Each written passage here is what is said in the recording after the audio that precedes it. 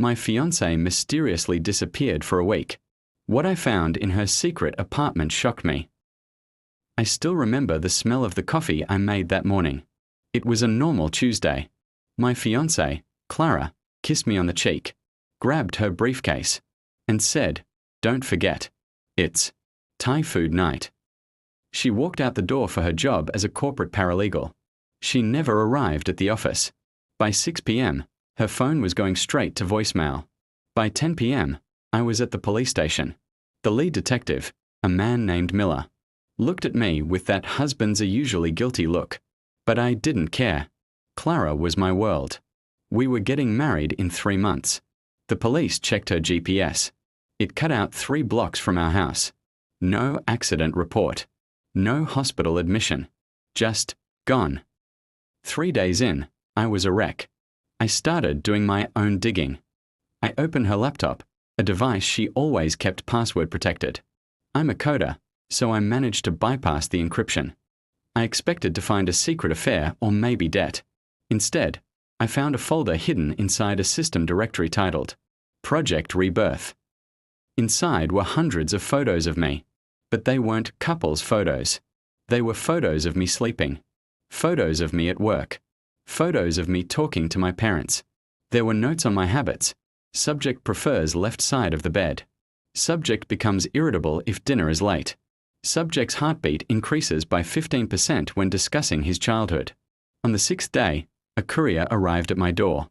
He handed me a plain manila envelope with no return address. Inside was a single brass key and a sticky note with an address, 402, Blackwood Terrace, Apt 9B. I knew that area. It was the old district, full of crumbling buildings and shadows. I drove there at 2 a.m. The apartment was cold. It didn't look like a home. It looked like a laboratory. One wall was covered in monitors showing live feeds of my own house. I watched myself on screen, sitting in my living room just an hour ago, crying over her disappearance. In the middle of the room was a surgical chair and a series of high-end voice modulation devices. I found a journal on the desk. The last entry was dated the day she disappeared. The psychological bond is complete. Sam believes the lie. He is ready for the final stage. The transition must happen now. I heard a sound from the bedroom of the apartment. A soft, rhythmic thud. Thump, thump, thump. I pushed the door open. There was a woman sitting on the bed with her back to me. She had Clara's hair, Clara's favorite sweater, Clara's perfume. Clara. I whispered, my heart hammering against my ribs. She turned around. My breath hitched. It was Clara, but she looked different.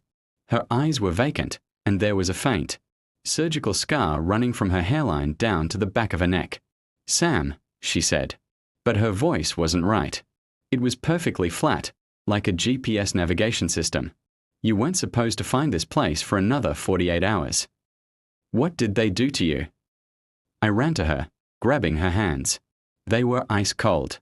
"They didn't do anything to me, Sam," she said, tilting her head. "I am the one doing it to you. I'm not Clara. Clara died 3 years ago in that car. Accident you don't remember." My head began to throb. Memories started flickering like a dying light bulb. A rainy night. Screaming tires. The smell of burning rubber and blood. I remembered a girl, the real Clara, dying in my arms. "You were too broken to function, Sam," she continued, standing up. She moved with a strange, mechanical grace. "Your family hired us. The mnemonic group. We provide living closures. I am a high-tier surrogate. I was hired to play your fiancé for 3 years to stabilize your mental health. No, we have a life. We are getting married." I screamed. "The wedding was the end date," she said coldly. "The disappearance was part of the withdrawal phase.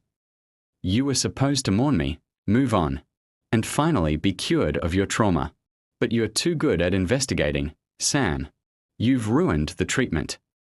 Suddenly, the lights in the apartment turned red. A speaker on the wall crackled to life. "Subject 704 has breached the simulation," a voice said. It was Detective Miller's voice. "Initiate reset." Clara, or the woman. I thought was Clara, looked at me with a flash of genuine pity. I actually started to like you, Sam, but they can't let you leave now that you know the group exists. She reached into her briefcase and pulled out a syringe. This will hurt, but when you wake up, you'll be in a new city. You'll have a new name, and you'll meet a beautiful girl named Elena in a coffee shop, and you'll fall in love all over again.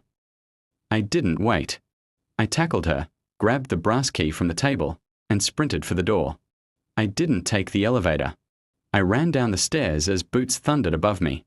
I made it to my car and drove. I didn't go home. I knew my home was a stage.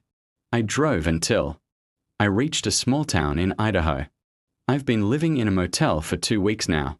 I'm writing this because I started noticing something yesterday. The waitress at the diner where I eat breakfast. She wears the same perfume Clara did. She brought me a coffee this morning. Exactly how. I like it, without me even asking. I sat in that Idaho diner, my hand shaking so hard I spilled the coffee. The waitress, the one who knew about Thai food night, didn't walk away. She just stood there, her smile frozen like a mannequin's. Who are you? I hissed. Who is paying you? She leaned in, whispering, Sam, the treatment is for your own good. You were a shell of a man. We gave you a heart again. Why do you want to throw that away for the truth? The truth is lonely. The lie is warm. I stood up and bolted. I didn't go back to my motel. I went to the local library. If I was being watched, I needed to use a public computer they hadn't compromised. I spent 6 hours digging into the mnemonic group. I found a leaked document buried in an old legal archive. It wasn't just a closure service. It was a subscription. My parents hadn't just hired Clara for 3 years. They had signed a 30-year contract. Every friend I made in college, every boss who gave me a promotion, every random encounter, it was all choreographed. I was living in a human zoo. I took a risk. I called my father. He answered on the first ring. Sam, thank God. Where are you? The group told us you had a psychotic break. Dad, I found the grave. I found the real Clara. How could you do this to me? I was sobbing now. Sam, listen to me. His voice was breaking. After the accident, you tried to take your own life 3 times. We couldn't watch you die. The group offered us a version of you that was happy. We didn't buy a lie, Sam. We bought you a life. It's not a life, Dad. It's a script. Is Mom even real? Are you real? There was a long silence on the other end. I'm your father, Sam. But I did have to sign a non-disclosure agreement. If you don't come back to the program, they'll bankrupt us. They'll take everything. Please, Sam. Just meet with Agent Miller one more time. I hung up. My own father was a shareholder in my delusion. I realized I couldn't run. They owned the roads, the motels, and the people. The only way out was through. I drove back to the city, straight to the headquarters of the mnemonic group, a skyscraper masked as an insurance firm. I didn't go in with a gun. I went in with the brass key. In the storage apartment, I had noticed the key had a serial number, XP001. I tried it on the private elevator in the basement of the skyscraper. It worked. The elevator didn't go up. It went down, 5 floors underground.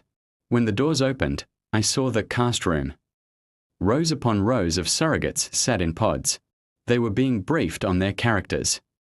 I saw the man who played my best friend in high school. I saw the doctor who delivered my daughter, who I now realized was probably just a borrowed child for the simulation.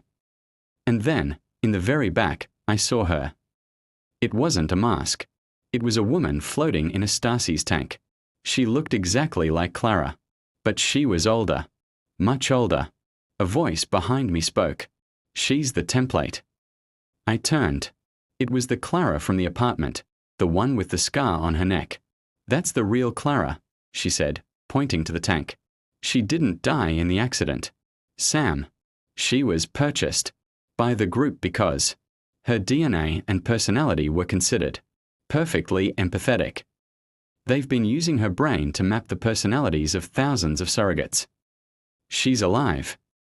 I gasped, reaching for the glass. She's a battery, Sam.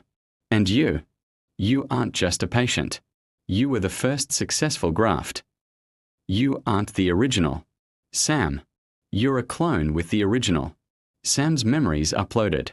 That's why you survived the accident. The original Sam didn't. The room filled with security guards.